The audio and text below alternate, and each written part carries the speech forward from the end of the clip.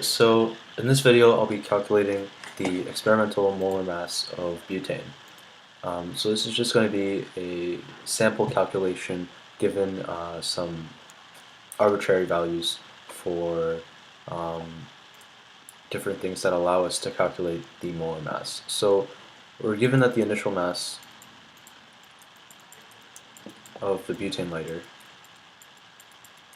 is 16.5 grams. And we're also given that the final mass, after some of the butane has been removed, is going to be 16.2 grams. And we're also given the temperature is going to be 21 degrees Celsius. We're given the pressure, the atmospheric pressure, is going to be 101.2 kilopascals. And we're also given the volume is going to be 85 milliliters. So an important thing to note is that a lot of these units have to be converted into the proper units for the ideal gas equation. So we're trying to find molar mass. That's what we're trying to look for. And we're going to use the equation, let's say, the molar mass of C4H10. So we have number of moles equals mass over molar mass. So rearranging this gives molar mass equals the mass of C4H10 over the number of moles of C4H10. So we know from the ideal gas equation that PV equals nRT. So N equals PV over RT. Since we're dividing by N, we just have N, PV is going to be on the bottom and RT is going to be on the top. So we can rearrange this, combining this equation with this equation to give M times RT over PV. And this is an expression for the molar mass of butane, the experimental molar mass of butane. But it's important to take into consideration that when you're using the ideal gas equation, you're assuming an ideal gas, meaning that the gas particles take up no volume and that there's no attractive forces between the gas particles. So now, really what we want to do is we want to solve for this. So in terms of M, you can say that M equals, let's say this is A, let's say this is B, let's say it's A minus B. That's going to be the mass of butane. It's 16.5 grams minus 16.2 grams, and this is going to be 0.3 grams. Now the R is just going to be the ideal gas constant. So you can say R equals 8.314. So everything's it's going to be in kilopascals. We're going to convert this to liters, and we're going to convert this to Kelvin. So this is going to be kilopascal liters per mole Kelvin. Next we have the temperature. So the temperature is 21 degrees Celsius. So temperature equals 21 degrees Celsius. And if we want to convert it to Kelvin, we're just going to, let's say, temperature in Kelvin is going to be 21 degrees Celsius. So we can just say 21 plus 273 Kelvin. And this is going to give us 294 Kelvin. There's no units for Kelvin, unlike degrees Celsius and degrees Fahrenheit. So we would just read this as 294 Kelvin. Next, we want to calculate the pressure. So it's important to note, to take note of Dalton's law of partial pressure, stating that the pressure inside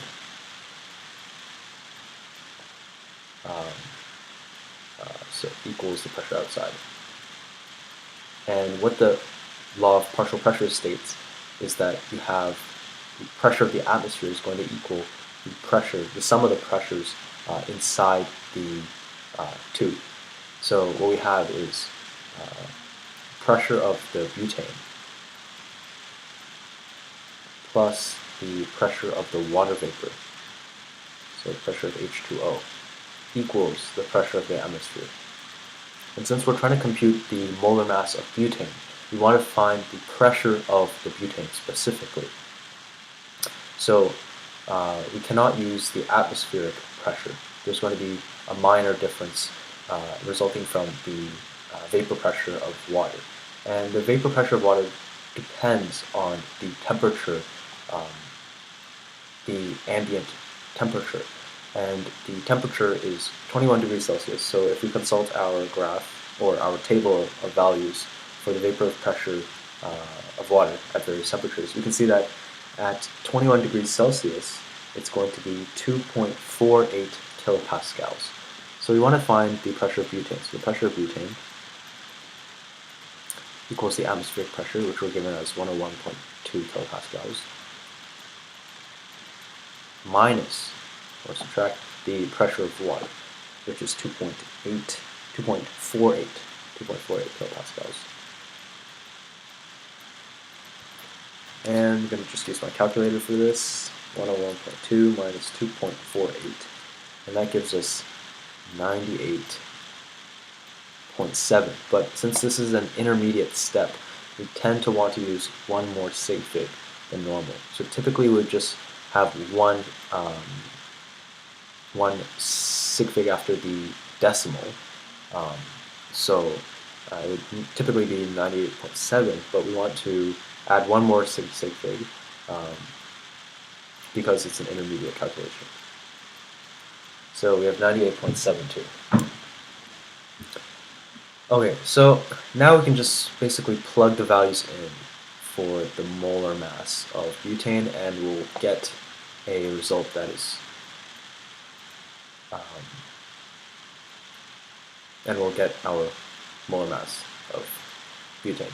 Of course, these numbers are just arbitrary, and they're not actually drawn from an experiment, so the molar mass that we calculate is going to be quite off compared to the theoretical molar mass of butane, but that's not the purpose of this calculation. The purpose of this calculation is just to show the different steps of calculating the molar mass.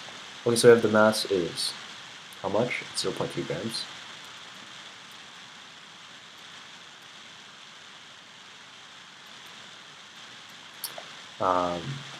The ideal gas constant, 2.314 Pascal liters per mole Kelvin.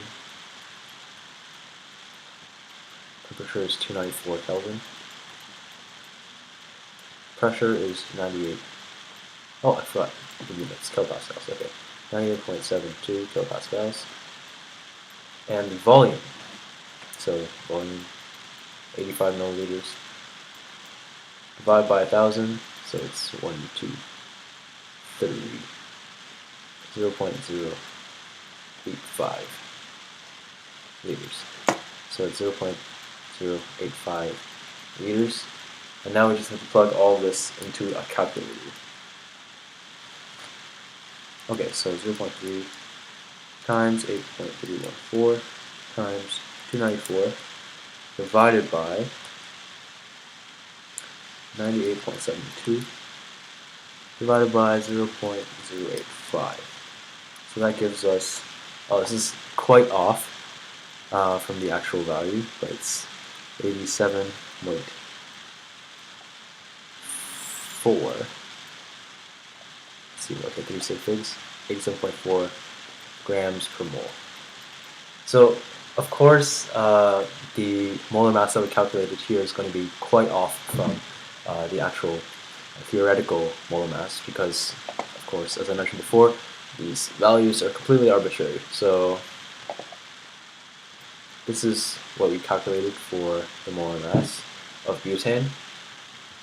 So just going over what we did, we're given the initial and final mass of the butane lighter. So the final mass is basically when some of the butane has been removed, and we're able to find the mass of the butane removed by subtracting B from A, and this gives us 0.3 grams. We're given the temperature. We want to convert that to Kelvin by adding 273 to this value. We can also add 273.15 if we want to be more precise. We're given the atmospheric pressure. Using Dalton's law of partial pressures, we can say that the pressure outside is equal to the sum of the pressures inside. So we can say the pressure of the butane plus the pressure of water vapor gives us the atmospheric pressure. We're given the atmospheric pressure as having this value, 101.2 kilopascals, and so we rearrange for the pressure of butane to solve that, and we give one extra sig fig because it's an intermediate calculation, and we're given the volume of water is going to be 85 milliliters. We convert that to liters, so we get 0.085 liters. And then we have the ideal gas constant is 8.314 kilopascal liters per mole Kelvin. We plug in all the values, and we get our experimental molar mass of butane.